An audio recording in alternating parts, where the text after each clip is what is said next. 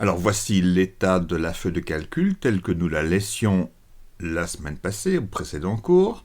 À la petite nuance près, donc ici un petit problème technique s'est posé lors de la recopie de la valeur 4,0510-3, qui est donc la quantité en mol de NH4+, à l'équivalence, et après l'équivalence, il ne s'en forme plus. Donc on a pu écrire là la valeur en dur 4,0510-3 et la recopier vers le bas, mais la recopier vers le bas sans oublier de maintenir une touche CTRL enfoncée, sinon les valeurs évoluent.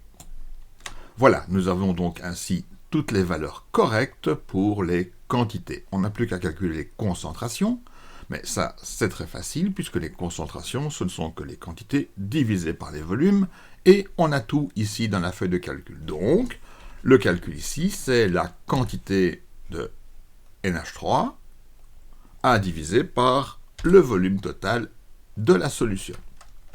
Pour ce qui est de NH4+, le calcul est tout à fait similaire, c'est la quantité en mol de NH4+, divisé par le volume total. Quant à la concentration en H3O+, ici, il faut se souvenir que nous avons affaire à un acide fort, qui va à un moment donné s'accumuler dans le récipient inférieur, et lorsqu'il va s'accumuler dans le récipient inférieur, chaque molécule de HCl va produire un ion H3O+, lorsqu'il est en contact avec l'eau. Donc, en fait, la réaction est totale, HCl qui se transforme en H3O+, plus Cl-, si bien que lorsque ici nous aurons accumulé 1,13 fois 10-5 mol de HCl, il sera entièrement sous forme H3O+. Donc c'est bien cette colonne-ci qui représente les quantités d'ions H3O+, présentes dans le milieu. Donc on peut écrire le calcul égale la quantité d'HCl qui est exactement égale à la quantité de H3O+, à diviser par le volume total. Et nous avons donc les trois colonnes remplies que nous pouvons reporter sans aucun problème vers le bas. Et nous avons donc ainsi, je vais remettre l'équivalence en couleur, nous avons ainsi donc toutes les lignes pour ce qui est des concentrations. Bien, nous pouvons alors maintenant passer au calcul du pH.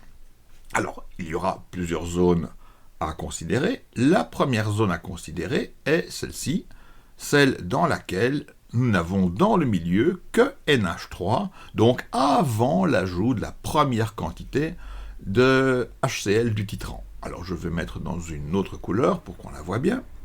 Et ici donc, une formule s'impose pour le calcul du pH. Alors c'est la formule du calcul du pH d'une base faible, parce que c'est la seule espèce dans le milieu.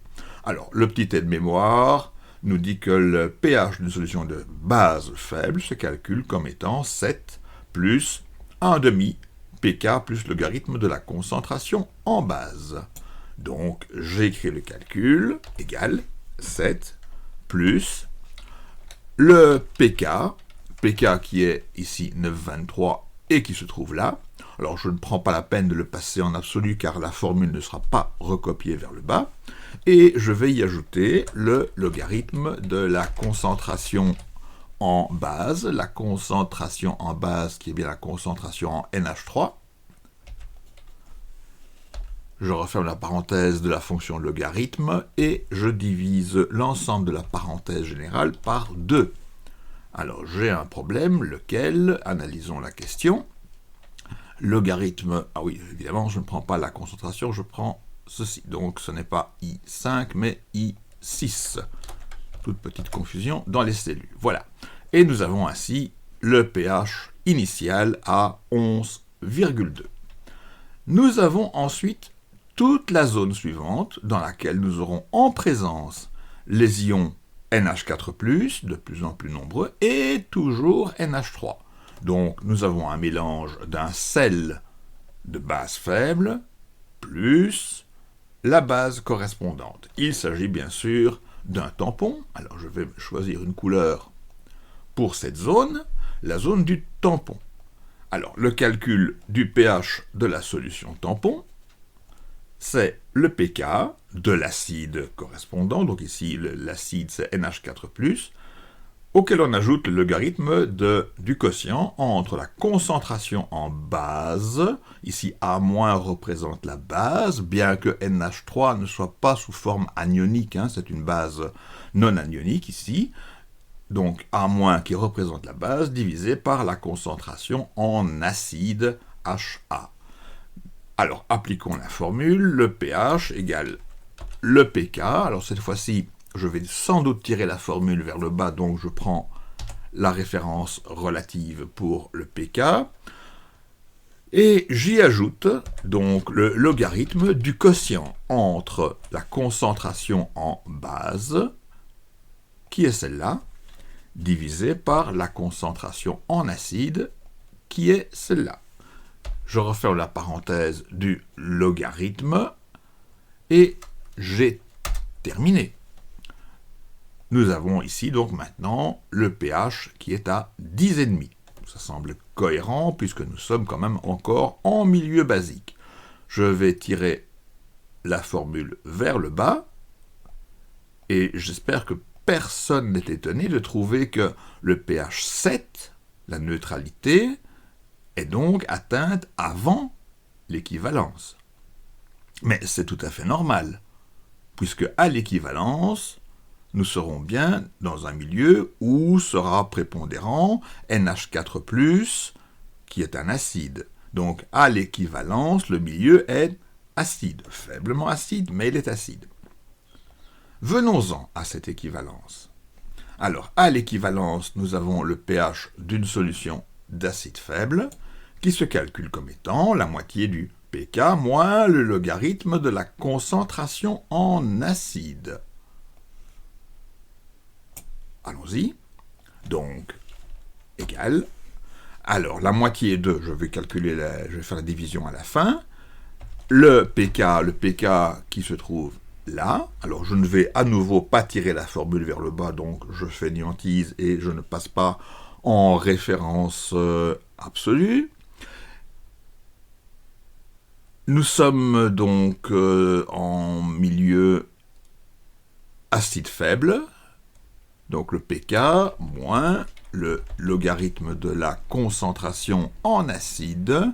L'acide ici est NH4+, qui est là. Et le tout donc, divisé par 2. Et nous avons un pH à 5,2. Il nous reste ensuite la dernière zone, dans laquelle nous n'avons plus que de l'acide fort qui est prépondérant. Il y a encore, bien sûr, NH4+, mais la contribution à l'acidité de NH4+, par rapport à HCl, elle est tout à fait négligeable. On peut ne pas en parler avec un pK de 9,23, c'est vraiment un acide relativement faible. Donc, comment se calcule le pH là? C'est la définition du pH, en quelque sorte, c'est moins le logarithme de la concentration en H3O+. Mais nous avons donc cette concentration, donc on peut y aller, égal, moins le logarithme de la concentration en H3O+, qui est là, et je referme la parenthèse. Donc nous sommes ici à un pH de 3,6, et ce pH va continuer de diminuer régulièrement. Bien, nous pouvons maintenant passer aux différents diagrammes. Premier diagramme, le diagramme de bilan. Dans ce diagramme de bilan, je vais donc prendre le volume d'HCl ajouté, en millilitres pour avoir une lecture plus simple, le nombre de moles d'HCl présent, le nombre de moles de NH3 présent, et le nombre de moles de NH4+ présent. Cl- n'a pas beaucoup d'importance, n'a aucune influence sur le pH, donc je n'en parle pas. Je vous rappelle que pour sélectionner des colonnes non contiguës, vous maintenez la touche CTRL enfoncée au clavier. Alors, pour ce qui est du diagramme, aucune difficulté, j'imagine. Nous prenons du XY, nous passons à la quatrième étape immédiatement, et nous avons déjà notre diagramme, il ne manque plus que le titre. Donc il s'agit d'une base faible plus un acide fort. L'axe X représentera donc le volume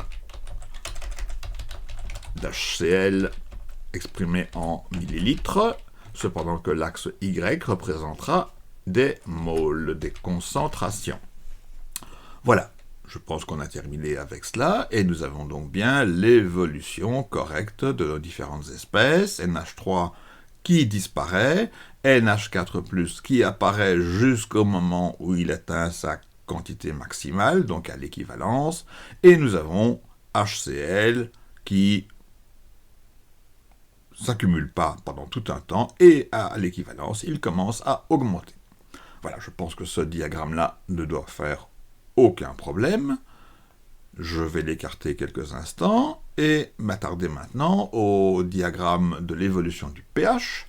Alors pour cela, j'ai besoin de sélectionner les volumes d'HCl, par exemple en millilitres, pour la lecture, pour avoir plus facile, et le pH. Voilà, nous avons donc les deux colonnes nécessaires, et nous pouvons maintenant tracer le diagramme de l'évolution du pH, donc dans le cas de l'acide fort plus base faible, ou inversement. L'axe X représente donc le volume de HCl exprimé en millilitres, et l'axe Y, la valeur du pH. La légende à droite ne nous apporte aucune information. On pourrait éventuellement mettre la grille selon X, et c'est fini. Donc, nous avons ici la courbe de l'évolution du pH lors de ce dosage. Je vais l'étendre un tout petit peu en hauteur. Voilà. Alors, si vous compariez maintenant avec des volumes similaires, si vous compariez maintenant l'intensité du saut de pH obtenu dans le cas base faible plus acide fort, vous verriez que ce saut de pH est moins important. Nous avons ici toujours la zone du tampon, et à la fin, nous avons l'accumulation de l'HCl. Et donc avec ça, nous avons les deux diagrammes que nous projetions de créer au départ, ce qui termine parfaitement l'exercice.